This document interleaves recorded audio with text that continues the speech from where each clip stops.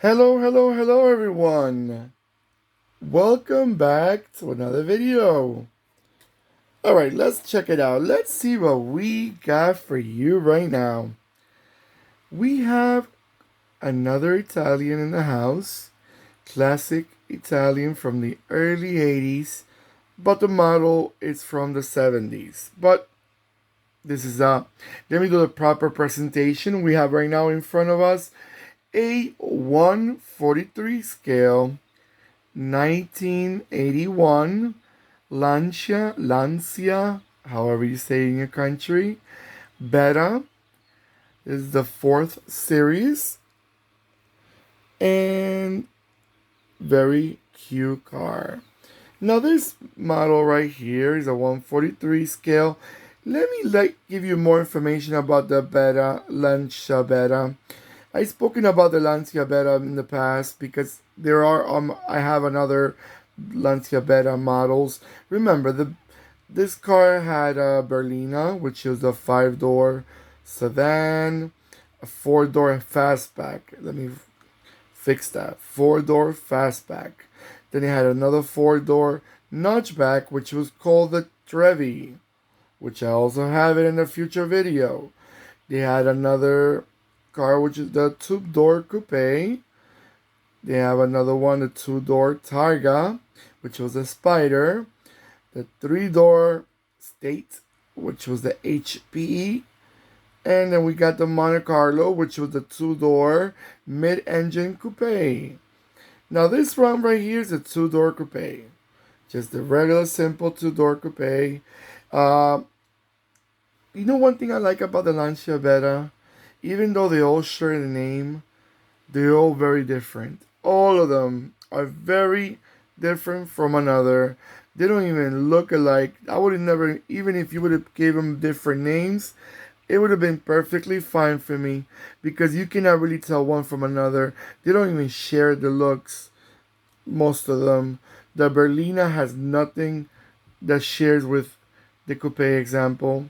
Even the Trevi has nothing really much with the Berlina. Maybe the front end a little bit, but they don't really look alike. And that's one thing that I gotta give props to Lancia, because they care about, let's not make them boring. Let's not make them all look alike. Let's make them, even though one is a 5-door, the other one's a sedan, the other one's a coupe, and so on. Let's make them different. So everyone has an option to choose what they really want to go for. You know, now the coupe is the one that we're looking at right now. It's in. Let's talk about a little bit about this model, right? By the way, the only one that really look alike a little bit would be the coupe with the Spider. The front end a little bit kind of like similar looking. Engine wise, these vehicles were from 1.6 all the way down to a 2.0, depending on the year and all that. Um, let's see. They came out. This model came out in 1973, and back up automatic.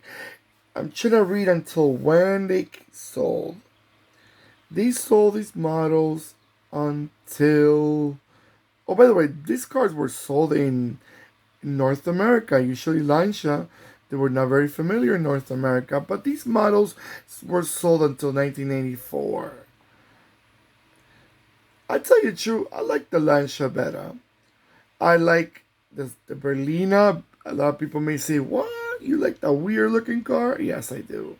I like the Berlina. I like the Trevi, which was the sedan. I like the coupe too. And the only one I'm not too crazy about is the Spider. And that's the most sportier of them all. But to me, it's just another copy of the coupe, the one that we're looking at right now. But they all have their own little taste for everyone that may not like one but may like the other. Alright guys, so I'm gonna let it go around a few times and I'll be right back.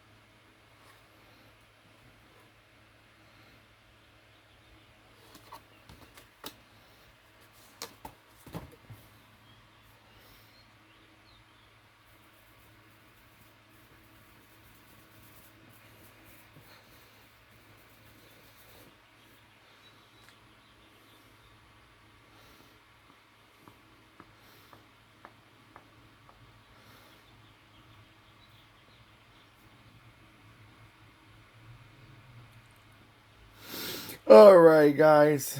I was looking at the car. It has the little Italian license plate in the front. Very, remember the little Italian black license plate? Very Italian. Very Italian from back in the days. Before they were in the European Union and all that. Alright, guys. By the way, this model was made by Hachette. Hachette is actually like a it's like a editorial magazine. Remember, a lot of these models they come out with a magazine, and they used to sell them as a collection. So this is like like an Italian collection of Lancias, and other brands from Italy also had this type of collection also that came out with. But this is for the Lancia collection, and I love it. I have a lot of them. I think Lancia is a very underrated brand, model brand. I think they should have a lot more success. Sadly, they are on their last straws of living. If they're still alive, I'm not fully sure. But it's one of those brands that you say they could have been a lot more than what they really are. But again, I know they were not the most reliable. And Italian cars, for some reason, had a have, I think, a terrible reputation for rust. They used to rust like paper. So a lot of these cars are no longer even standing because they all rusted out.